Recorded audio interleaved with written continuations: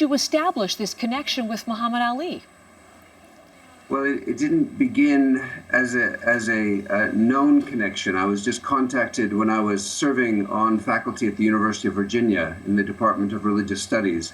And I received a call one day from a law firm asking me if I would be willing to look into an array of questions over a long period of time for a Muslim client, a prominent American Muslim client, who was preparing for his own eventual transition into God's mercy. And of course I was delighted to help. And so I began as a consultant really for an unknown client contracted by a law firm. And then of course, once we got along in the process and the non-disclosure agreements were brought out and signed and I came to know who the client was, at that point, it really ceased being a contractual affair, and I stopped counting hours, and it became a labor of love. Isn't that extraordinary? As it indeed is for the entire team that has been working on this. You said non-disclosure clause. I don't know if there's anything you can share at this point. I mean, can you tell us about the process of working with him and his family? Well, it just it moved slowly and steadily over many years, and a lot of it initially was based upon research into Islamic funerary practices and legal requirements for a Muslim funeral, and also responding to a whole array of questions about, well, would this be possible? Would this be possible? And what if the scenario is like this? And what if the scenario is like that? And so we're working through all possible situations and working through a number of questions that really reflected Muhammad's own preferences and desires for his funeral celebrations. And so what we're going to see is very much his stamp, his wishes in consultation with you for what the Muslim service involves and what the service tomorrow does as well. Yes, and so our goal is to be true to Muhammad Ali's life and legacy and vision while remaining absolutely faithful to Islamic traditions. So today, in preparation for what we're going to see today, and I'll get to the actual service in a moment, there are a number of traditional rites that have been carried out leading up to today. One is including the preparation of the body, in which you had a direct hand, one of 3 people doing that. Tell us a little bit about what that involves. One of 4, sorry. 4 people. So as we have said in earlier press conferences, the washing and preparation and burial of a brother or a sister is understood to be the right of the deceased and an obligation for the entire community. And so I had the profound privilege of being one of 4 people who had the unspeakably beautiful opportunity to care for Muhammad Ali's body in this way. And so it involved a complete and thorough washing of the body with traditional herbs and an anointing of the body and a wrapping of the body in white cotton. And so he's been lovingly prepared for his burial and prepared in accordance with very traditional Islamic practices. The funeral service itself is called Janazah, Muslim funeral service. You and I were speaking the commercial break. This will be likely for many people the first opportunity to look in on a traditional Muslim funeral. So it's something that doesn't last very long. It's just a few minutes. Tell us a little bit about what people will see and learn as a result of today. Well, this is a very unique Islamic prayer because it does not involve the postures of bowing and getting on one's hands and knees and prostrating oneself with one's forehead on the ground before God.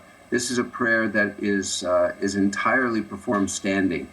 And so what people will see, those who come to witness this in person and those who see it on television, they will see row after row of brothers and sisters lining up very close and performing a prayer that involves very little body movement and in fact very little pronounced utterance. The prayers are almost entirely silent, and the prayer is basically punctuated into 4 parts, each part being signaled by a pronouncement, an oral pronouncement of Allahu Akbar, God is beyond, God is greater, by the Imam. And so then in those spaces in between the pronouncement of Allahu Akbar, then there will be a series of prayers. The first prayer is a recitation of the first verse or the first chapter of the Quran, which really is about God's praises and asking God for guidance. And the second space will be filled with prayers for salutations upon the Prophet Muhammad and upon his family, just as God blessed the Prophet Abraham and Abraham's family. And then the third space will be filled with prayers for the deceased, for Muhammad Ali. And the fourth space will be prayers for all people everywhere, for all believers, for all the deceased.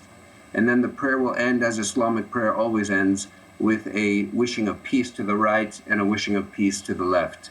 So the prayer really then brings us back to our ethical and social obligations to one another. I have so many things that I'd like to ask, and unfortunately, a little constrained by time. So let me bring it back to you and your dealings with Muhammad Ali over these many years, and Sure. and maybe your thoughts on him in general, but your thoughts particularly on how he approached. He knew he had a Parkinson's. He knew the health challenges with which he was dealing. Your thoughts on him as he approached death and his legacy and wanting to encapsulate his life in his own way with his funeral decision. So just your thoughts overall on that. Well, you know, in the Muslim spiritual traditions, the remembrance of death is a very important practice. And it's not because Muslims are fixated on death or that Muslims understand their religion to be a glorification of death or anything that we would see sometimes uttered in the popular media. It's about making every moment of life count.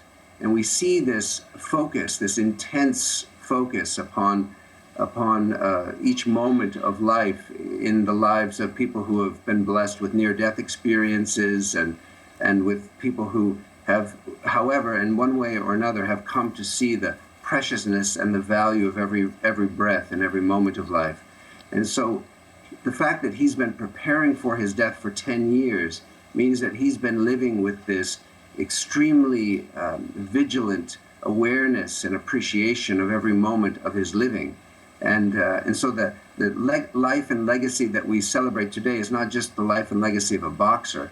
It's the life and legacy of a man who knew that his days were finite and that his minutes were numbered, and who wanted to make the absolute most of every moment that he had on planet Earth. And this is one of the reasons why it's been just such a profound privilege and indeed a spiritual experience for me to be preparing, helping him prepare, even as I must think about preparing myself. What a pleasure to speak to you, and thank you for giving us a unique appreciation of what we're going to see today. I very much appreciate your time, sir.